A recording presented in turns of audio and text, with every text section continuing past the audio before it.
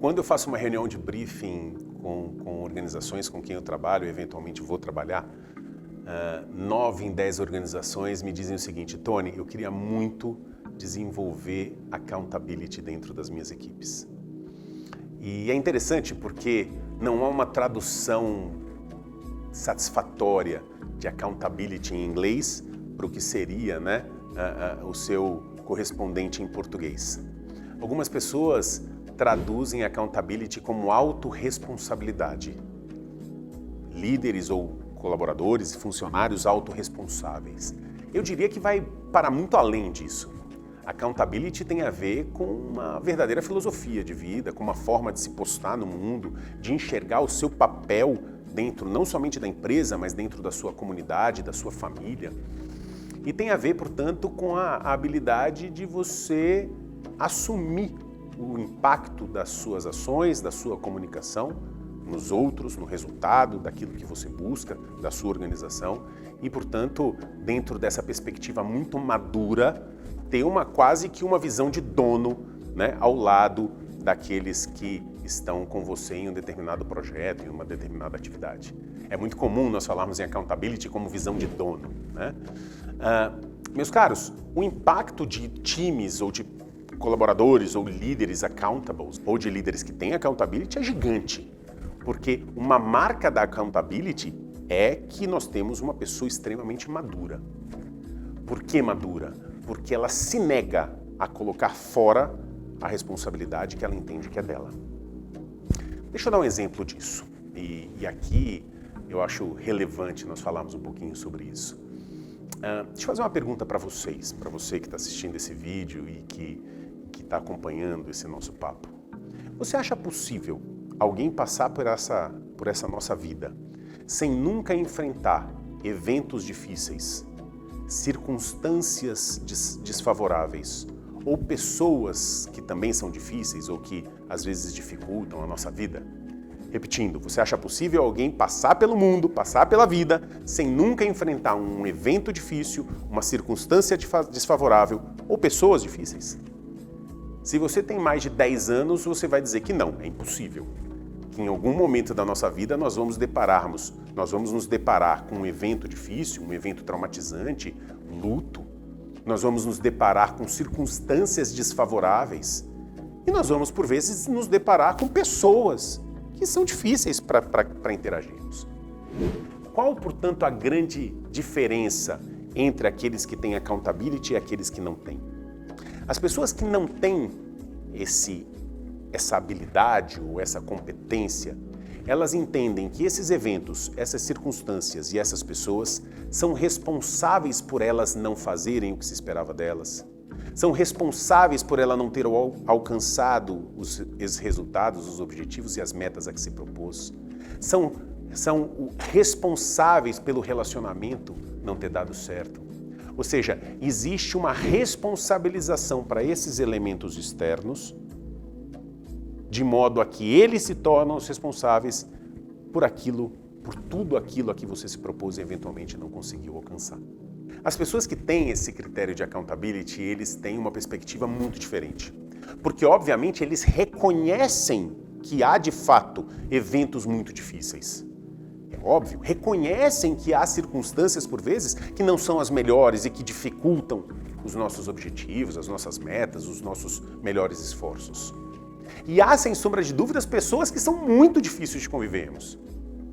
Só que eles entendem que há um espaço entre a sua vontade e essas pessoas, eventos e circunstâncias. E esse espaço é o espaço da decisão que você toma acerca do que você vai fazer com isso. É a suprema liberdade. Porque você não tem como evitar os elementos externos, pessoas difíceis, eventos traumatizantes, circunstâncias difíceis, por vezes elas simplesmente ocorrem. Mas você tem a liberdade de escolher como você vai lidar com isso, como você vai interagir com esses elementos externos.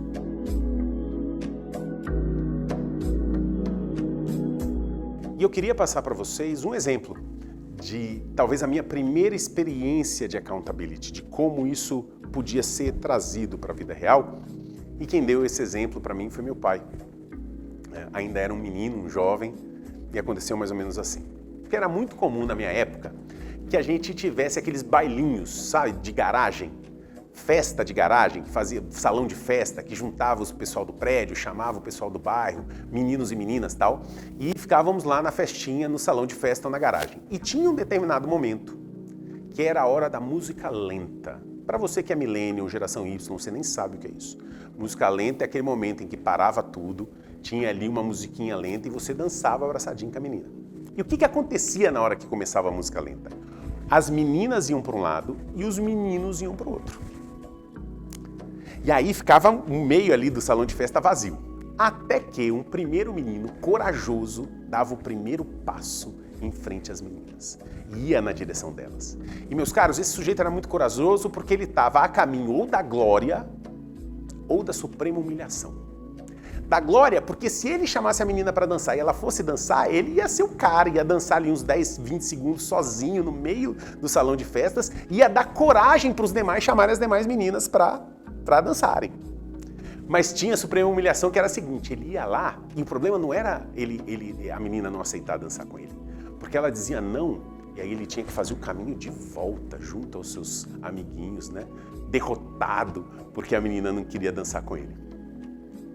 Foi numa dessas festas que eu voltei para casa triste da vida, velho. Cheguei lá, entrei em casa, meu pai estava assistindo televisão e meu pai, eu queria falar para eles, recém-falecido, faleceu há 1 ano e meio. E ele olhou para mim, um sujeito muito simples. Ele olhou e falou, filho, e aí, como é que foi a festa? Eu falei, pai, foi bom não vou mais em festa, eu disse para ele. Ele falou, como assim você não vai mais em festa? Não vou.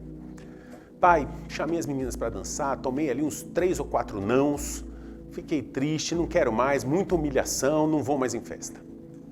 E naquele momento, meu pai me deu a primeira lição de accountability, a primeira lição de protagonismo, a primeira lição de escolha, a primeira lição de poder pessoal, a primeira lição de amadurecimento, porque ele falou o seguinte para mim, ele falou, cara, é o seguinte, ela dançar contigo ou não, faz parte.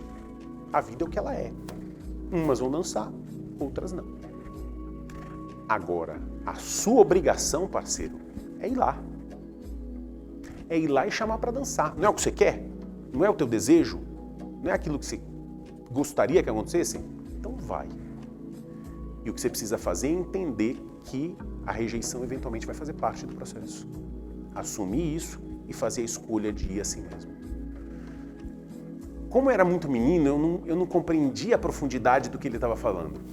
Mas hoje, mais velho, tendo estudado esses temas há tantos anos, tendo falado com executivos em todos os continentes do mundo, literalmente, eu digo que foi uma das grandes lições que ele me deu na vida, porque naquele momento eu compreendi que esses elementos externos não são determinantes. Eles influenciam, mas não são determinantes.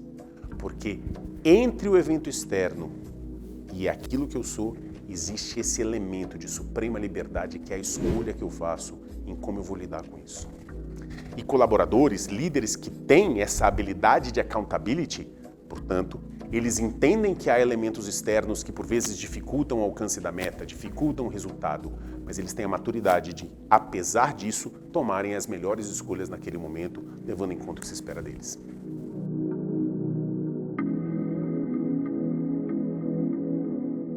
Tony, quais seriam as características da accountability? O que você elenca como características fortes acerca desse tema? Eu te diria o seguinte, a primeira característica de colaboradores, de líderes que têm accountability é que eles não levam as coisas para o coração. O que eu quero dizer é que eles não são sensíveis, ao que as pessoas dizem. É claro que eles, obviamente, interagem e se precisarem pontuar algo, vão pontuar, mas eles não são aquelas pessoas extremamente sensíveis ao que acontece externamente. Eu acho que há uma certa força e a pessoa, portanto, tem meu pai diria, o couro mais resistente para não levar tudo para o coração. Segundo, a motivação dessas pessoas ela não é externa, ela é interna. A frase que representa isso é: tudo que merece ser feito, merece ser bem feito. Portanto, são pessoas que, obviamente, apreciam prêmios, apreciam bonificações, apreciam serem remunerados e receberem os louros do seu trabalho, mas não é o principal motivador. Repito, não estou sendo romântico aqui. É claro que gostam do reconhecimento, é claro que valorizam, repito, os prêmios e bonificações que eventualmente recebam, mas a sua motivação é interna. O meu nível de profissional é esse. E a entrega que eu faço é nesse nível, não importa se nesse caso específico eu vou ter uma gratificação específica ou não. Um outro elemento fundamental quando nós falamos em accountability de alto nível é que eles percebem a importância do sistema, a importância do todo. Ninguém está isolado de ninguém.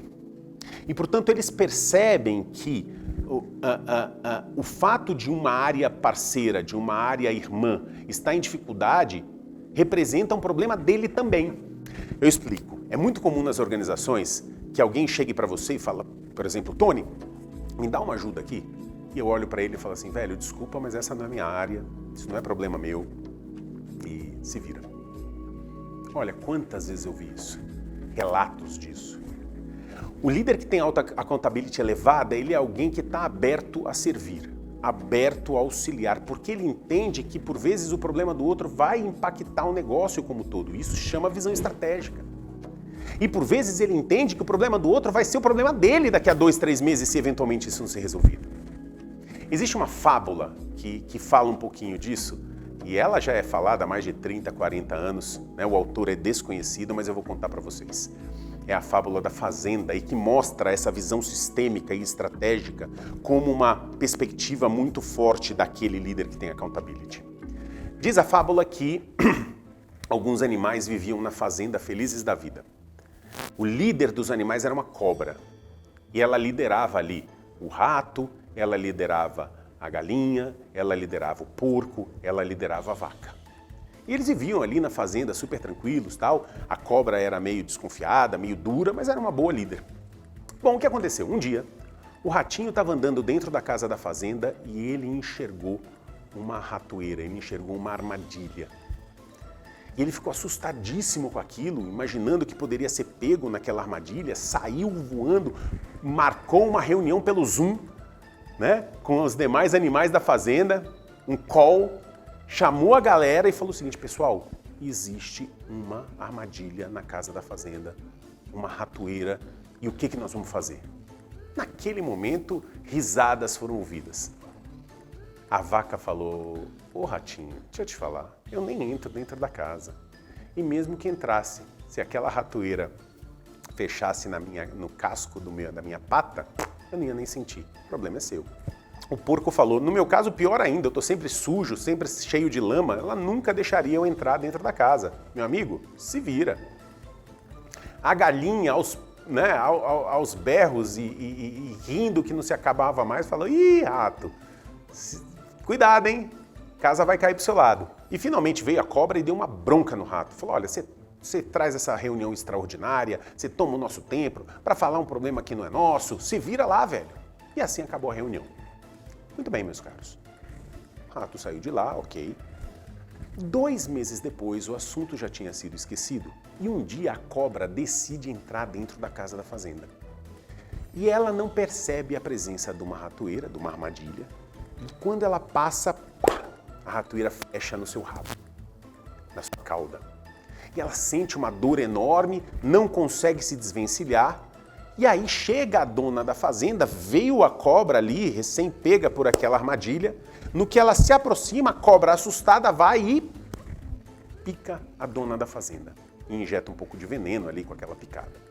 A dona da fazenda começa a gritar, desesperada, de dor. O marido, o dono da fazenda, chega, vê a sua esposa naquela situação, com o braço inchado, com aquela marca de picada de cobra, olha para o chão, vê a armadilha, vê a cobra ali, o que ele faz? Pega uma pá e pum, mata a cobra. Após matar a cobra, ele coloca um pano ali, isolando aquela área e liga para o médico. Médico, pelo amor de Deus, minha esposa foi picada, vem para cá. Ele vai para lá, médico do interior, chega lá, analisa, né? Cicatriza, põe medicamento, distrai o veneno, enfim, resolveu o problema. E no final, obviamente, ele apresenta a conta. Ao apresentar a conta, o fazendeiro quase cai para trás. Ele fala, meu Deus, doutor, eu não estava esperando esse gasto. Puxa vida, será que o senhor pode ajudar? E o médico ali, naquela situação, ele fala, o senhor aceitaria um porco como pagamento dessa consulta? O médico fala, um porco eu aceito, muito bom. O fazendeiro não teve dúvida. Voltou ao estábulo, pegou um facão e pum, matou o porco, cortou em fatias, embalou e entregou para o médico como pagamento. O médico agradece, bota ali o porco já todo fatiado na sua caminhonete e antes de sair ele olha para o fazendeiro e fala, olha, alimentação leve ali da senhora, viu? Comer levinho porque ela está em estado de recuperação, ela precisa se alimentar, mas precisa se alimentar de uma forma leve. O fazendeiro fala o quê, por exemplo? Ele fala, uma cancha de galinha.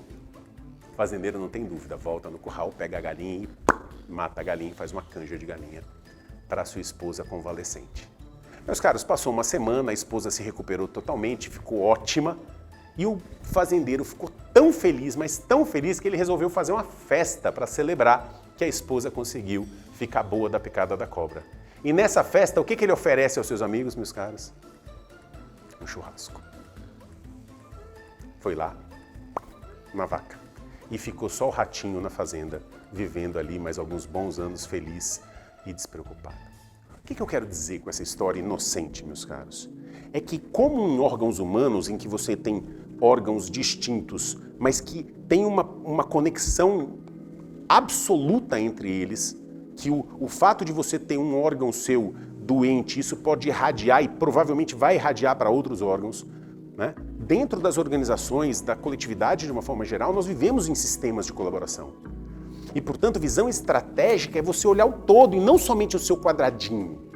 Mas, olha, sempre ouço dentro das organizações o problema de silos. O problema de, o marketing não fala com vendas, que tem dificuldade com finanças e ninguém se ajuda, ninguém se ouve.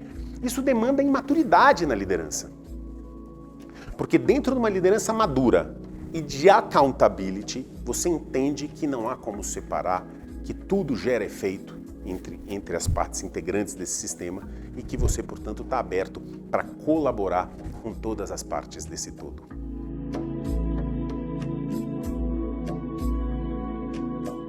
E para finalizarmos esse tema, eu gostaria de trazer uma última característica, não somente de líderes que têm accountability, mas de organizações que querem desenvolver accountability em sua liderança, em seus colaboradores, que é a perspectiva de que tudo é aprendizado. Tony, elabora um pouco mais isso. É muito comum que, por vezes, eu entre em algumas organizações e eles tenham na sua cultura uma baixíssima tolerância ao erro. Isso significa que se algum colaborador cometer um equívoco no exercício da sua função, imediatamente eles vão buscar os responsáveis e puni-los exemplarmente. A cultura do medo. Senhores, esse tipo de cultura é absolutamente nocivo ao exercício da accountability, porque a accountability envolve proatividade, envolve visão de dono, envolve o desejo de ser pertencente e colaborar efetivamente, buscar os resultados. E é óbvio que dentro dessa perspectiva, erros podem ser cometidos. Se na organização existe essa cultura da punição, a cultura do encontrar os responsáveis, é óbvio que os colaboradores vão ter receio e equívoco de se exporem. E você vai ter ali uma massa enorme que vai seguir comando e controle. Então não se iluda.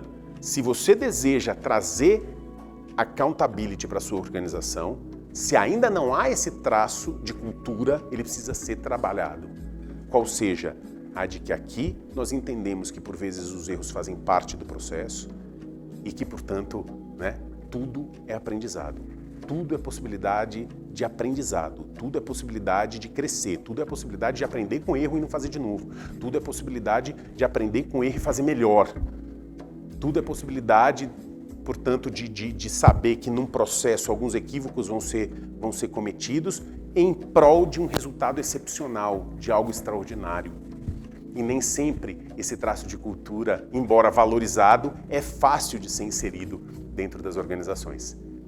E é um desafio para as organizações do século XXI, porque não entendo que há outra forma de fazê-lo.